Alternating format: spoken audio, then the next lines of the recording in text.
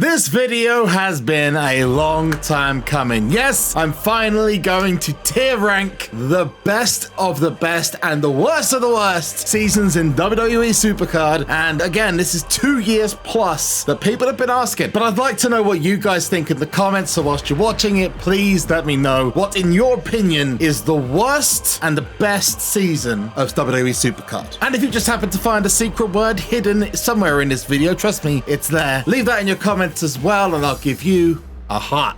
To make sure this is as genuine as possible, I've gone into this video with literally no prep whatsoever. I didn't want this to be like a top 10 list like you see on Watch Mojo or something, where it's like literally completely unnatural. I'm doing this literally off the cuff. So let's slide across to the tier list. We've got ourselves 1 to 9, all these beautiful seasons, and the rules are simple. I'm gonna go from the current season all the way back to season 1. How I rank these, however, is going to be based off of my experiences only. Some people are going to have different experiences. Now, it's important to say, don't take these as actual fact. And whilst experienced pretty much everything in each of these seasons, this is just my opinion and my opinion only. But if you are offended, disagree with anything I say, then please send the postcard to someone who cares. But if you do want to see me do another one for the tiers, completely updated with my brand new views and new seasons,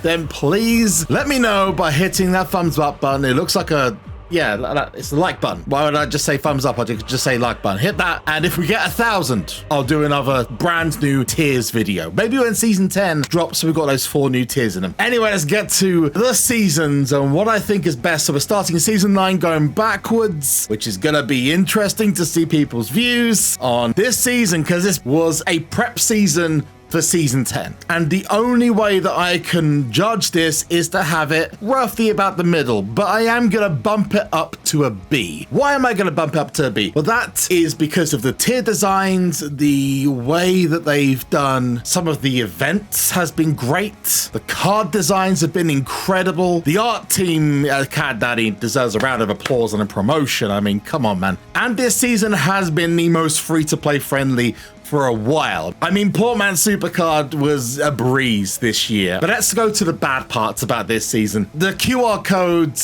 social interaction has been mid at best. I will say this, in the last few months, Zach, who's the new community manager over at Cat Daddy, has been killing it, and I love the communication. But there was a point where I would have said that this whole game was going to hell, not in a cell, but just hell in general. It was an absolute disaster, especially around the WrestleMania time and into Myth tier. It was very painful. I also want to say that the Twitch drops are a massive fail. I need to say this as clear as I can to the guys at Cat Daddy. You can't drop QR codes like you did with the Royal Rumble one for John Cena, and it was incredible, and then do Twitch drops for people who put 30 hours of watch time in. It's just, I can't genuinely believe that they thought that that would be okay. I mean, what do I know? I'm just a player. I don't know how games run, but personally, I thought that was a massive I'm hoping for only good things in season 10. Now we're going to go back a year to season 8, and season 8 included the Survivor game mode, which, I'm going to be real, was like a game changer. It also really catapulted Twitch drops, changed the game forever. We had more QR codes than ever beforehand. The social interaction was great. So compared to season 9, it was all right. However, I will say from a creator perspective, that's where the wheels started to fall off a bit. You probably haven't missed that a lot of your favorite creators, whether I'm it or let's just say your favorite was the likes of King Kitten, Funky, Edgy, who I miss. Like he was such a dude. That Makes Games. The whole creator scene has fallen off the map. Honestly, I feel like I'm kind of on my own. The introduction of Survivor and Arcane tier having that extra burst of energy at the end, I think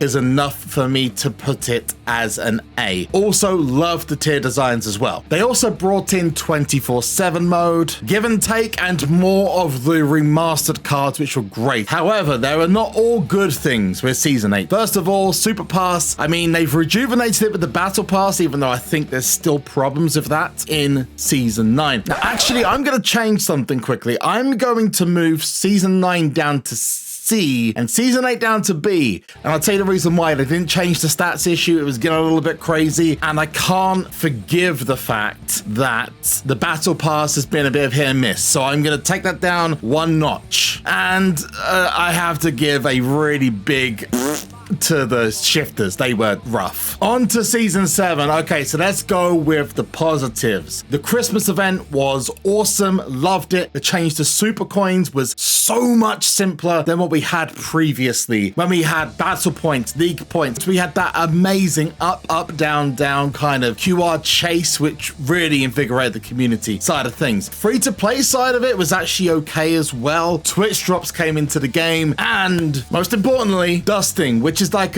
one of the most important parts of SuperCard nowadays. Dusting changed the game completely and brought new life. In fact, without things like Survivor, dusting, I honestly think the game wouldn't have survived the last 2 years. However, as always, it wasn't all good. A lot of the credits-based events had a massive markup. Some of them were awful. Bounty Breaker, 2 ways to win. You had Rule the Ring go from actually a really nice and valuable game mode to incredibly underwhelming and a rip-off. And despite some really awesome cards and new people brought into the game, the first 3 tiers of the game were pretty mid-rough. Biomechanical is one of my most disliked tiers. Swarm is okay, I guess, but again, nothing special there. And Behemoth, yeah, Behemoth was a thing. So I'm going to single out one specific thing that really made this season suck: War Games. But somehow they made War Games worse. The positives outweigh the negatives, and dusting, again, being almost a game saver. Some of the events they had this season, I've got to go with A. On to Season 6. One, I've got a lot of good memories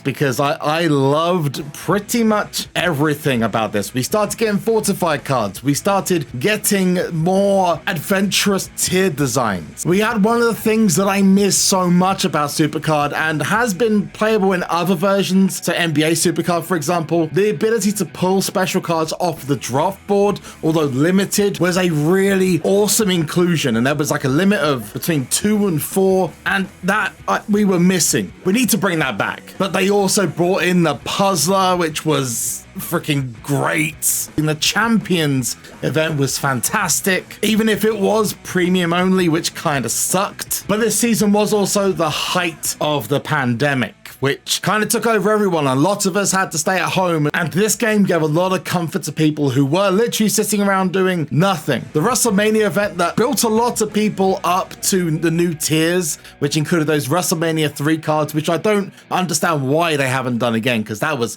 awesome. They finally buckled under pressure and released the first ever Royal Rumble tier, which was going to plug the gap between the start of the game and WrestleMania tier. There was a couple of big, massive, glaring negatives, which unfortunately I've got to bring up. There was parts of WrestleMania tier which were awful, which unfortunately included lots of glitches. Who remembers the Big Show situation? That was wonderful. Like I've said, 2 ways to win was running wild. Nowadays, it's optional. It's a cool little thing you can do at the beginning of a new tier if you really want to push it, but it's not game breaking. Back then it was game breaking. Certain cards you could only get through 2 ways to win, and that sucked. The Easter event, as much as we look back on it now and it was kind of cool getting the eggs, was horrible. Elemental tier was one of the worst possible examples of non-communication in advance to a new tier, letting the tier come out, then releasing details afterwards that they were basically underpowering things because the stats were getting a little too high, and then going back on that when SummerSlam tier came out, and those negatives make it from becoming an S down to... I just remembered, they brought in Team Roadblock to this and Clash of Champions, and both were a nightmare, so no, it goes down to a B. I mean, I could put it down to a C because of Gronk, but I'm joking. Gronk's okay. Just, yeah, we don't have him back in WWE again, please. Season 5 was a bit of a nothing burger. It kind of happened, and there wasn't much put into the game new feature-wise. As the season went on, though, we were feeling the fatigue of not having an in-between tier between the beginning of the season and the WrestleMania tier. That was starting to really become a problem. The end of the season had some really cool moments. I got to have my pack battle with Mr. Johnny Johnny Gargano, which I will treasure. It was a great moment for me. The Halloween event was great. The Fiend event was amazing. Something I don't understand what I haven't done more of. As much as we don't really look back fondly on Velveteen Dream, I will say this, the event they did was really cool, especially with the fusions. Giants Unleashed came out, and despite being one of the favorite modes now, at the time, you had leaderboards and everything, and it just wasn't that great. WrestleMania tier for that year, WrestleMania 35 tier was amazing. I loved it. Although we did have that really awful Rob Schamberger event. Listen, I love Rob Schamberger's art. I think he's fantastic. But that event from SuperCard was horrible. It is what it is. We had the worst event of all time, if you can call it an event debut, which was Over the Limit. That was a car crash. So I'm going to rank Season 5 as a D. Now we go back to Season 4, and I'm just going to put it there. F. Bad. Had some really stinker moments. There wasn't really much good. Last Man Standing happened. I got my number 1 in Last Man Standing. That was great. There were just a lot of things that were all over the place. They introduced the PvP system, which again was crazy, way overbearing on a lot of players. Momentum, and then they brought in Heroic, which to this day I still think is atrocious. I don't like it still, but it is part of the game now. It's part of the game's history, so I kind of learned to live with it. I still think for a lot of modes, other than maybe Giants Unleashed and Ring Domination, it's still really bad. It should be an optional upgrade if you really want to go for it, not a slog. War games especially and Road to Glory still have those issues. Despite having some amazing designs, Monster, I'm not talking to you. The overall consensus was that Season 4 was a stinker. Now moving on to my favorite season of all time, Season 3. It was so radically different from Season 2, where you had what was effectively a very basic card battler. You started getting more towards the end of the season with Season 2, whereas Season 3 opened our minds to everything. Okay, yeah, it started off pretty bad. The first 2 months of Season 3 were just atrocious. And then WrestleMania 33 came around and changed everything. That was a kickstart for the game's life that no one saw coming. Or we got Team Battleground into the game. There was some really awesome moments. Yes, WrestleMania 2 went on far too long. Honestly, the rest of the game was just pretty amazing. They brought a lot of the staples of the game nowadays into it, like Royal Rumble, and they really did the Raw, SmackDown, NXT stuff at the beginning with the Hardened Elite and Ultimate. Less said about the names of those tiers, the better, but that on its own was awesome. I loved it. I thought the idea was great. I really wish they'd do that again, maybe in the future. But now we're going to go back to Season 2. I'm going to go D. This still was very, very basic, but at least it had some good ideas. Compared to Season 1, it was like a million miles away. And despite the beginning being horrible because everyone's stuff just got reset, which is another point. The actual reason for resetting it was a good thing. We had the token system come in. The token stuff was almost like a revolutionary. It was a good idea for when it came in. We still have PCC at that point, which is a mode I know a lot of players want to get back, even if it's just a one-off event. We also had Ring Domination in the game. We got Money in the Bank later. I don't need to go far to say the worst point, Season 2 reset. I'm looking at you. Oh, and WrestleMania Season 2 was awful. God-awful, bad tier, bad designs. Just leave that in the past, please. So let's just say started bad, got better later on. Better than the next one, which was Season 1. And lots of people really rate Season 1. It was such a basic game. And yes, we have lots of, rose-tinted glasses, seeing the cards for the first time, getting your first pros for the first time. But let's not forget, PCC was ridiculously geared towards spenders. Before the end of the game, pay to win was rampant. But the worst part about Season 1 was the ending. Everything up to that point paled in comparison to the way the game ended. And that was, first of all, doing a massive ranked event for a page card that was overpowered as hell. Incredibly overpowered. Absolutely destroyed anything else. Lots of people went hard for that, spent a lot of money, a lot of time going for that card, only for the next week for them to drop WrestleMania fusions that really just messed everyone up. Back then, the fusions were so overpowered that they just put everything to shame. And the last 4 to 6 weeks of that season were horrid because they didn't just bring out fusions, they brought out ring domination, and the beginning of ring domination was awful. Take ring domination now, but reduce the shards you get down to 1 for a win or 2 if you've got doublers. And that's where we were. And then we had the coup de grace, the reset. And I wanted to end with this because it shows how much the game has changed, that we don't have a reset, but this season 10 transition is as good as we'll ever get to this moment. And that is because in season 1, they clicked their fingers and suddenly everything had gone.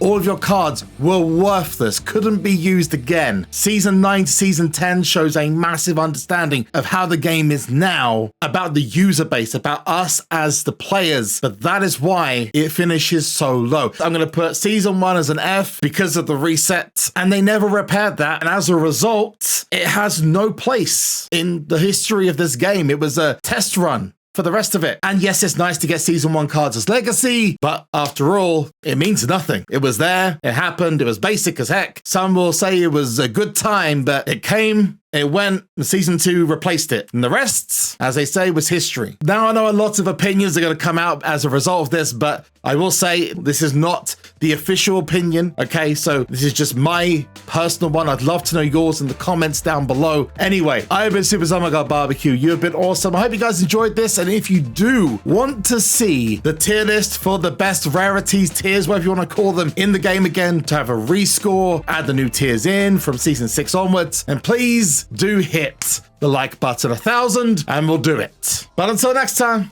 peace out.